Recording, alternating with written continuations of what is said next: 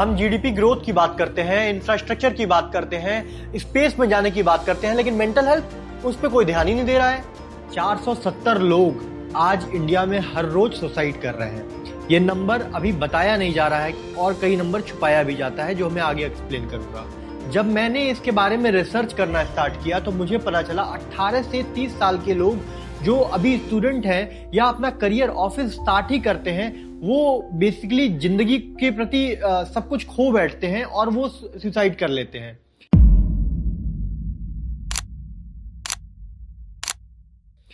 जब मैंने और रिसर्च किया तो मुझे पता चला कि पूरा का पूरा सिस्टम ही टूटा हुआ है, जिसके बारे में कोई बात ही नहीं कर रहा है, जो कोई सोच ही नहीं पा रहा है। क्या हो रहा है घर घर के लेवल पे, गवर्नमेंट के लेवल पे और पूरे इंडिया के लेवल पे। तो आज मैं आपको इस पूरी की पूरी सच्चाई दिखाने वाला हूं कि किस तरीके से लोग टूटे हुए हैं, गवर्नमेंट क्या कर रही है और हम क्या कर रहे हैं। ये सब हम लोग स्टेप बाय स्टेप बात करेंगे। तो सबसे पहले हम लोग ये समझते हैं कि मेंटल हेल्थ क्या होता है। मेंटल हेल्थ कोई पागलपन नहीं है कि पागल हो गया है कोई। मेंटल हेल्थ आपका इमोशनल, साइकोलॉजिकल, सोशल वेलबींग है। जैसे कि आप कैसे सोचते हैं, कैसे इंटरेक्ट करते हैं, कैसे डिसीजन लेते हैं और कैसे अपने लाइफ को फील करते हैं, अपने आप को फील करते हैं, दूसरे के थॉट्स को फील करते हैं, वो सब मिलाकर के मेंटल हेल्थ बनाता है। इंडिया में सबसे बड़ी प्रॉब्लम यह है कि मेंटल हेल्थ को हम लोग मानते ही नहीं है कि कोई प्रॉब्लम है। अगर किसी का ब्रेकअप हो रहा है या किसी को इमोशनली कोई बात बोली जा रही है, वो बिल्कुल उतना ही चोट करती है जितना कि अगर फिजिकल कट करने पे चोट होता है। तो कोई कह रहा है कि अगर डिप्रेशन में है और उसको एंजाइटी हो रही है या उसको चक्कर टाइप का आ रहा है, वो अजीब लग रहा है, गड़बड़ाहट हो रही है, तो उसको डॉक्टर की जरूरत है।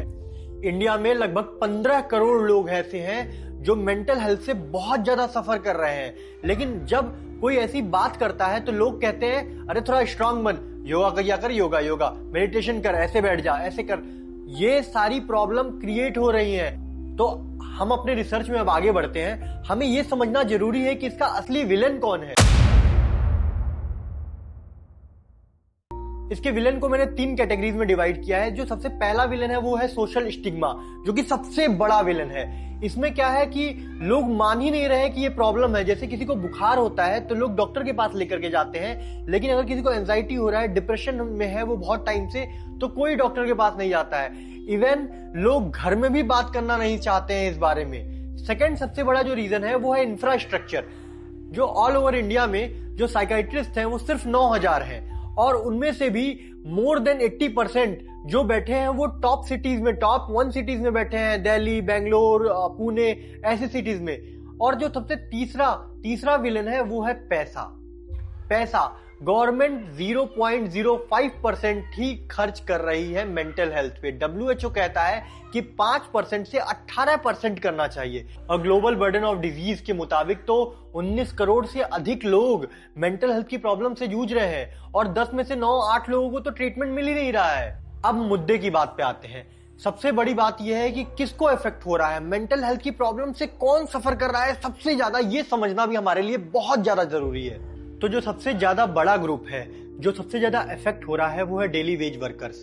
बेसिकली वो 1 लाख रुपए से भी कम कमाते हैं और वो साहूकारों से लोन लेते हैं। वो क्या करते हैं, वो 50-60% पे उनको लोन देते हैं और जो नेवर एंडिंग प्रोसेस हो जाता है वो उनका लोन ही नहीं रीपे कर पाते हैं और जिससे बच के डर के मारे वो सुसाइड कर लेते हैं। तो ये सबसे बड़ा ग्रुप है। ये इससे हम लोगों को कहीं ना कहीं अवेयर कराना पड़ेगा कि वो उनको कहीं से अच्छी जगह से लोन मिल पाए, किस लिए मिल रहा है, कुछ इसमें देखना पड़ेगा हमें। सेकंड जो सबसे बड़ा ग्रुप है वो है हाउसवाइफ्स। आज भी इंडिया में दहेज के नाम पर सुसाइड्स हो रहे हैं। तीसरा जो सबसे बड़ा ग्रुप है वो है स्टूडेंट का। कोटा में 2023 में 26 लोगों ने सुसाइड किया। ये रेट हमेशा ही बढ़ता जा रहा है। 100% का इजाफा हुआ है 2013 से लेकर के 2021 तक में।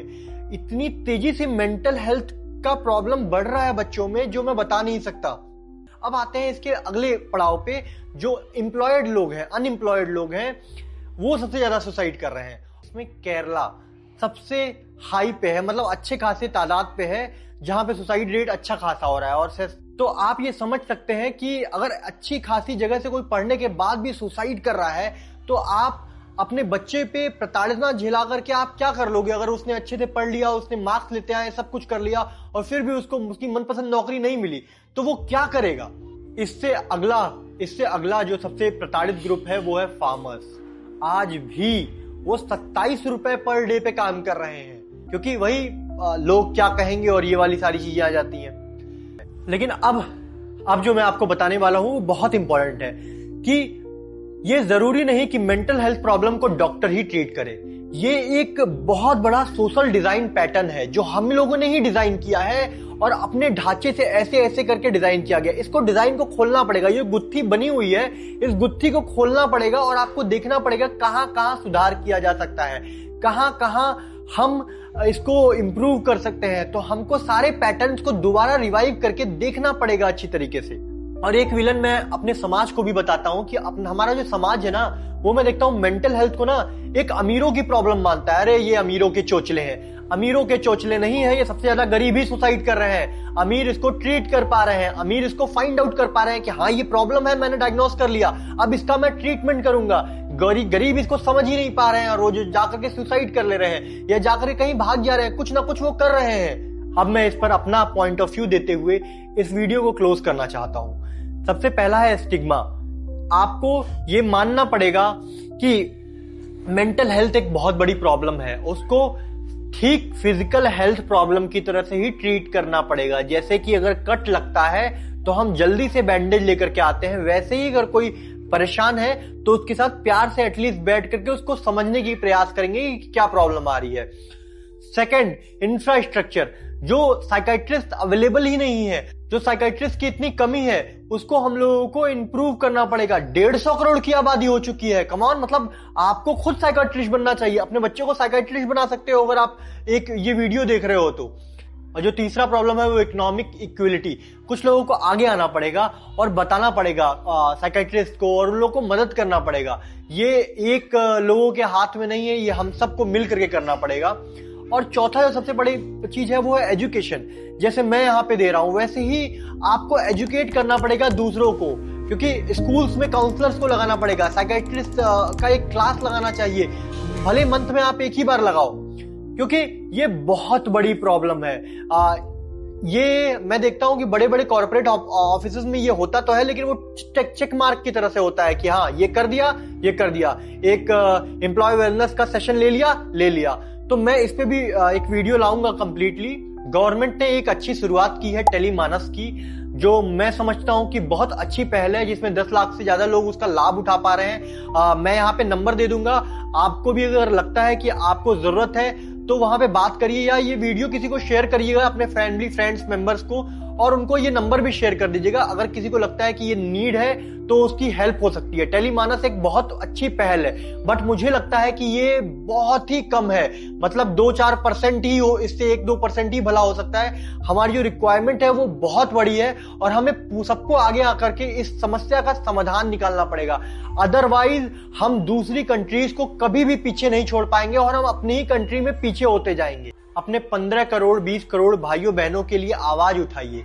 ये वीडियो अपने फैमिली ग्रुप, फ्रेंड्स ग्रुप में शेयर करिए और उनको बताइए कि अगर तुम्हें कोई भी प्रॉब्लम है तो तुम मुझसे बात कर सकते हो। आप उनसे बात करिए और उनकी प्रॉब्लम को सॉल्व करिए, क्योंकि सही जानकारी रहेगी तभी सही फैसला ले पाएगा कोई, और तभी सही सेहत बन पाएगी।